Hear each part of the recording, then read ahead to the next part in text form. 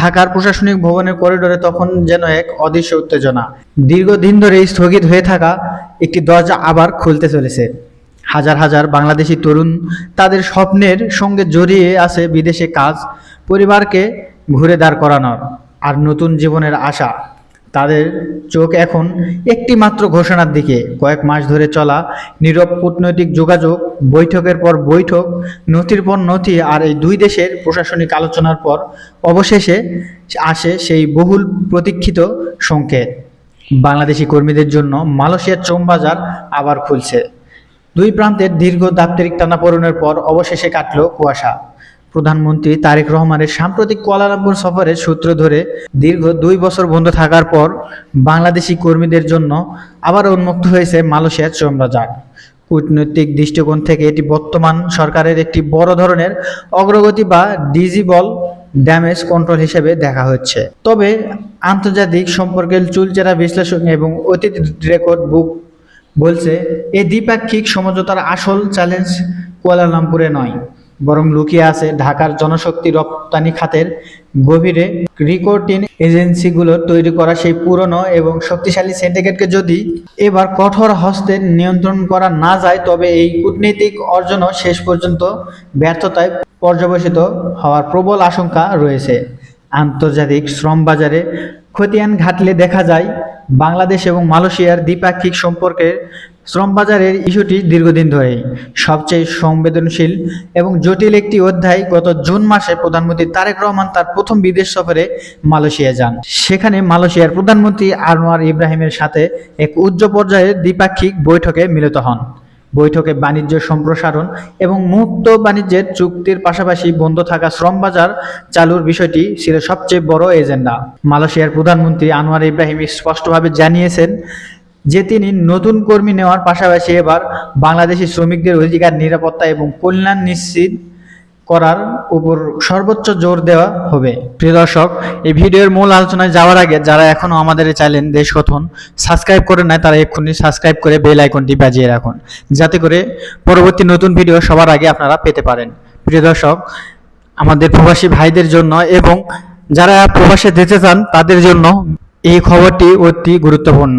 ভিডিওটি দেখবেন, এটা আপনাদের কাছে আশা করি, এবং ভিডিওটি বেশি বেশি করে শেয়ার করবেন। এখন আসা যাক ভিডিওর মূল আলোচনায়। এই আলোচনার পরে আজ প্রবাসী কল্যাণ এবং বৈদেশিক কর্মসংস্থান মন্ত্রণালয়ের পক্ষ থেকে আনুষ্ঠানিকভাবে জানানো হয়েছে যে বাংলাদেশি শ্রমিকদের জন্য মালয়েশিয়ার দরজা পুনরায় সচল হয়েছে। কিন্তু এই সফলতার আনন্দের মাঝে বড় প্রশ্নটি কাটার মতো বেঁধেছে, তা হলো প্রক্রিয়াটির স্বচ্ছতা নিয়ে। অতীতে বরাবর দেখা গেছে দুই দেশের শীর্ষ পর্যায়ের চুক্তি সমঝোতা স্বাক্ষর সই হওয়ার পরপরই সচল হয়ে ওঠে এদেশীয় এবং আন্তর্জাতিক মানব পাচারকারী এবং রিক্রুটিং এজেন্সির একটি নির্দিষ্ট সিন্ডিকেট চক্র, যারা কৃত্রিম কোটা তৈরি করে সাধারণ কর্মীদের জিম্মি করে এবং কয়েক লাখ টাকা পর্যন্ত অতিরিক্ত ফি আদায় করে।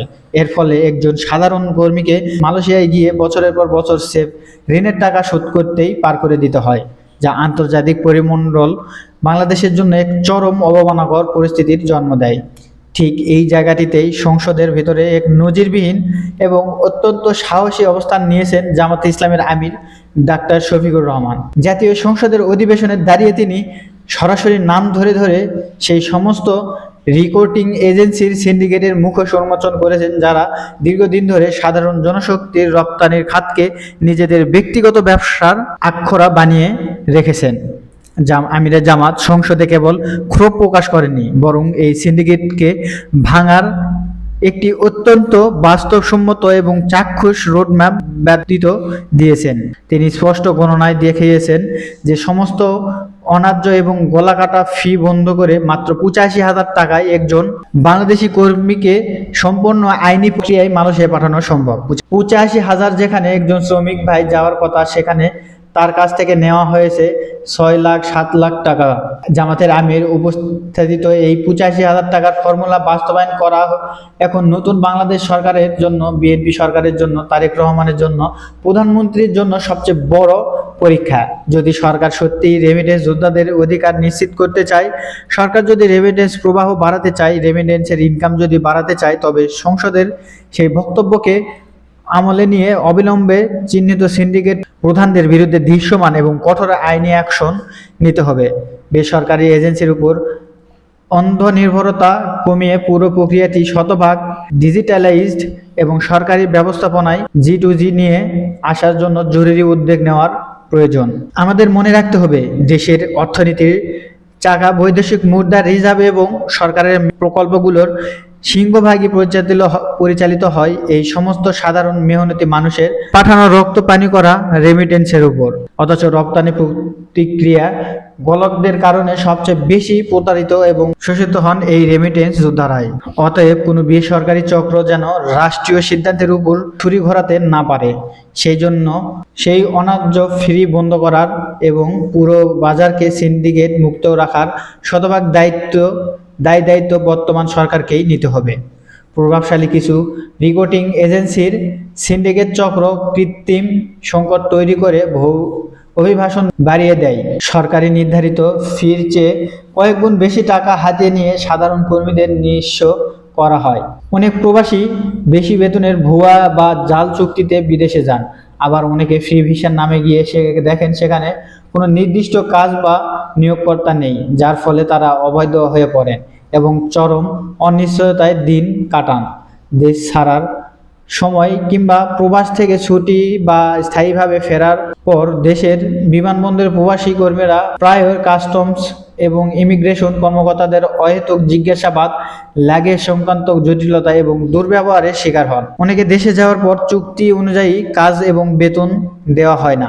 কাফিলা বা নিয়োগকর্তারা অনেক সময় প্রবাসীদের পাসপোর্ট নিজেদের জিম্মায় রেখে দেয়, যা তাদের স্বাধীনভাবে চলাফেরা বা দেশে ফেরার অধিকার কেড়ে নেয়। অনেক ক্ষেত্রে প্রবাসী শ্রমিকদের অত্যন্ত নোংরা গালাগালি করা এবং অস্বাস্থ্যকর পরিবেশে রাখা হয়। অতিরিক্ত সময় বা ওভারটাইম কাজ করতে বাধ্য করা হয়। ভাষা না জানা এবং স্থানীয় আইনের জ্ঞান না থাকায় সামান্য কারণে বা নিয়োগকর্তার প্রতারণার শিকার হয়ে অনেক প্রবাসী পুলিশের হাতে গ্রেফতার হন। সম্প্রতি যেটি হয়েছে, কোনো ধরনের আইনি সহায়তা বা দূতাবাসের কার্যকর হস্তক্ষেপ ছাড়াই তাদের অনেক সময় খালি হাতে দেশে পাঠিয়ে দেওয়া হয় বা ডিপোর্ট করা হয়। এখন এই বিষয়গুলো মাথায় নিয়ে সরকারকে অবশ্যই কঠোর পদক্ষেপ নিতে হবে, যাতে প্রবাসীদের কোনো ধরনের হয়রানি না হয় এবং রেমিটেন্স যোদ্ধারা সহজেই বাংলাদেশে তাদের উপার্জিত আয় পাঠাতে পারেন। মালয়েশিয়ার শ্রম বাজার হওয়া যদি একটি বড় জয়ের পথ পায়, তবে সেই বাজারকে স্বচ্ছ রাখা হবে।